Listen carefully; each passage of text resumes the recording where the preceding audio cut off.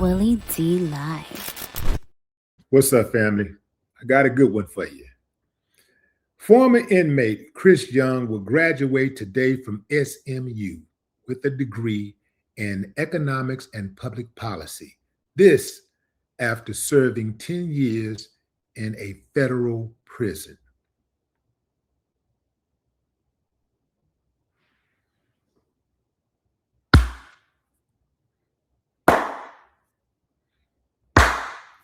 I ain't got no problem with that. Come on, Chris.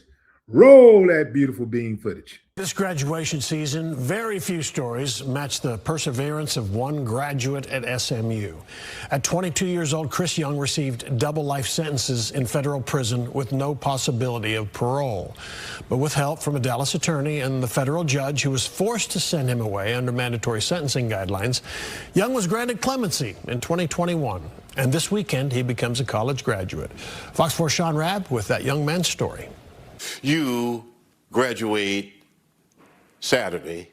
Yes, 3 years after enrolling in Dallas College, I graduated from SMU with a degree in economics and public policy. That is not Chris Young's story. He'll tell you his life is a story of resilience, resolve, and redemption. Growing up in Clarksville, Tennessee with real poverty, without real parenting. I didn't have a biological father. I've never met him, never even seen a picture of him. And my mother suffered from extreme crack cocaine addiction. As a teenager, Chris began selling the same drugs that held his family hostage. I didn't sell drugs because I thought it was cool. I sold drugs because I thought it was the thing I needed to do to escape poverty. When he was arrested at age 22, it was his third time busted for drugs. Because of federal 3 strikes and you're out laws, Young knew his future was fixed. I was sentenced to 2 life without parole sentences. Federal Judge Kevin Sharp, bound by sentencing guidelines to send Chris Young away, was also bothered to put Chris away forever. I didn't know that at the time, though. So I had to go in prison and start my prison bid just knowing that I had 2 life sentences and that I had to figure out a way to get out. And one day, I happened to get the news that Judge Sharp was resigning in protest of not only mandatory minimums, but specifically to help me get released. That story began a chain of events that included news coverage. Taylor Dovin, a journalist, chose to share the article with Brittney and asked Brittney, if possible, could she help me? Dallas attorney Brittney K. Barnett, who has worked to secure new freedoms for more than 70 people. To have former federal judge Kevin Sharp step down and link arms with me in this fight for Chris's life, literally, was beyond amazing. The story got the attention as well of Kim Kardashian, who also lobbied for Chris Young. President Trump, on the last day of his first term, granted clemency to Chris Young. How'd you feel? Ecstatic, surreal, exhilarating. I was speechless. That was 2021. From prison in Beaumont to enrollment at Dallas College and then on to SMU.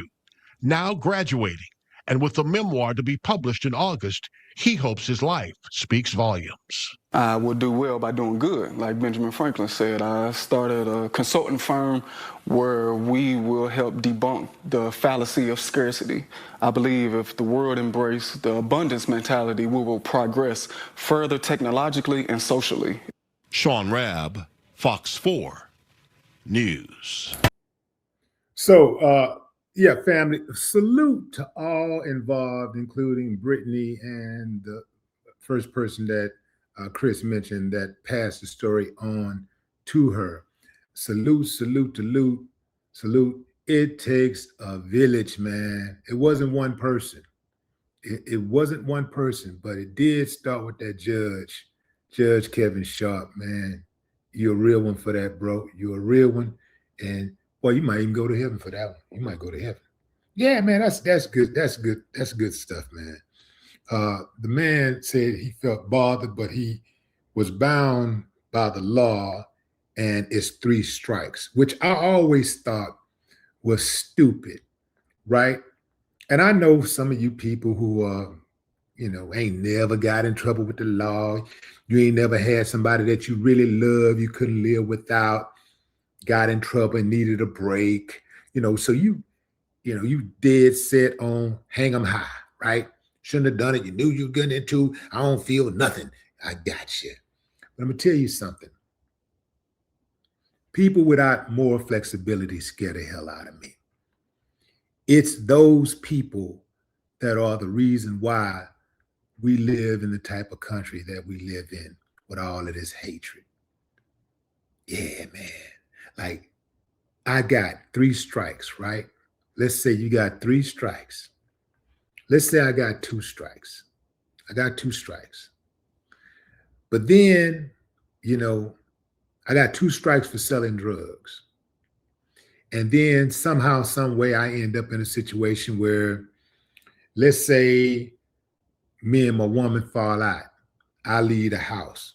I come back and get my lawnmower that cost $1,200 or whatever that amount is, that amounts to a felony charge, right? Let's say I go back, I go into my shed where I bought the lawnmower. I go to my house, get that lawnmower, and take it to my new spot. She called the police and say, I came over there and took the lawnmower. The lawnmower, mind you, that I bought, at the very least, is community property, right? But because I took it, they decide, an overzealous prosecutor decide to charge me, knowing that this is some BS. But they want to charge me just because they got me in front of them. And they can. And they're going to hit me with a felony. I get convicted. I'm gone to jail for 2 life sentences or 1 life sentence. I'm gone behind stealing my own lawnmower. That's not a random case, fam. This happened before. I was in the holding cell of the county jail in Houston way back for something I allegedly did, right? I'm in the cell, and you know how you had the court-appointed lawyers talking like they know everything and what's going to happen.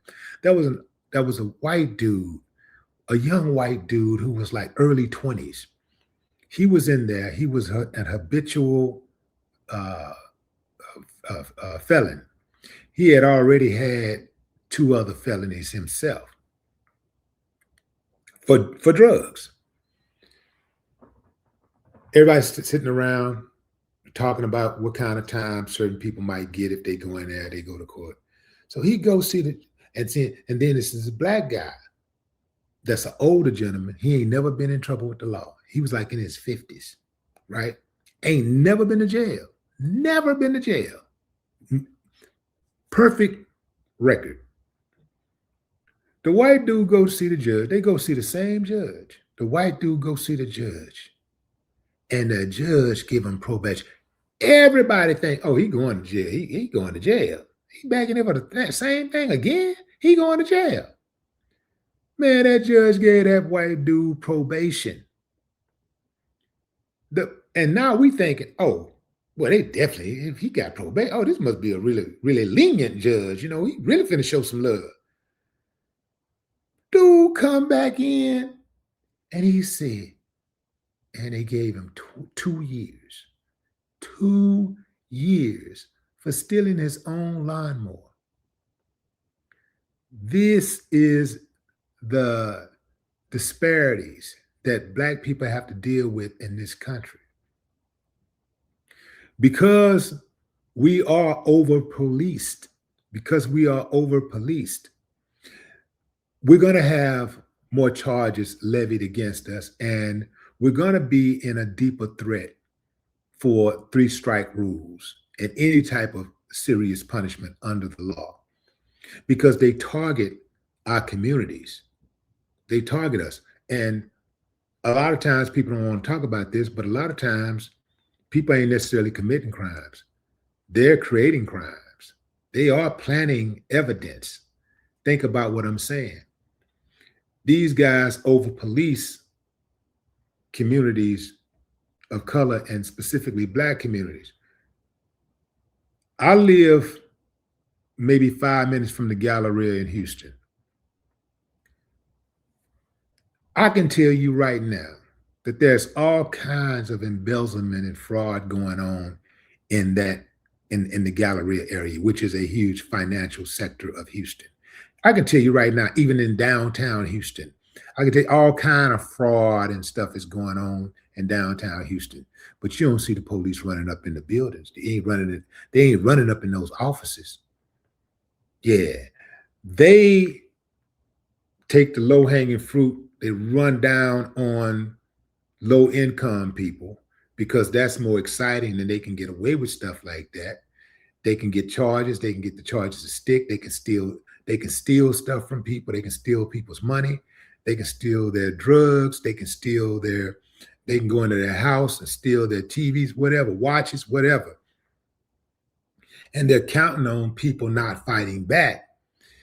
Oftentimes, if you go into a community that's over-policed, then they know chances are that a person probably already have a prior. If the community is over-policed, that person probably already got a prior. It don't make what that person did right. If they did do something wrong, it don't make it right. But it also don't make it right that the police over-police those communities. Yeah. So, buddy, Chris, man, what a hell of a story. When I saw the story, I was like, oh, I'm covering that. Absolutely. I'm covering that. A double life sentence. We just saw the Julio fools get popped for what? They all got a life sentence, which means they ain't never getting out. They got life without parole. That's Florida. Life without parole in Texas is different. You know, you can, I mean, not without parole, but life in Texas is different. You can get life. In Texas, we have life without parole and life with parole. So but life in Florida is life. You get a life sentence in Florida, you got life. You out of here. Ain't no coming back. So, but for Buddy to come back from a double life sentence, turn his life around, he's making the best out of a bad situation. The thing about it is Chris is on his way. He's doing his thing. He's already doing his thing. He's already started his own company and stuff like this. So he already got stuff going on positive, right? But there's other people, including judges, including prosecutors, including doctors, lawyers, including entrepreneurs, businessmen and women who are worth millions of dollars who was granted a second chance. You don't know that because you don't know their story. But there's a whole lot. There's some of y'all listening right now who are professionals who had a second chance and you made the best out of it. So don't ever try to look down on somebody else just because they're going through a rough patch. Remember, could have been you. Maybe it was you. And it could be you again. Drop a comment, fam. I'd love to hear your thoughts. No more talk.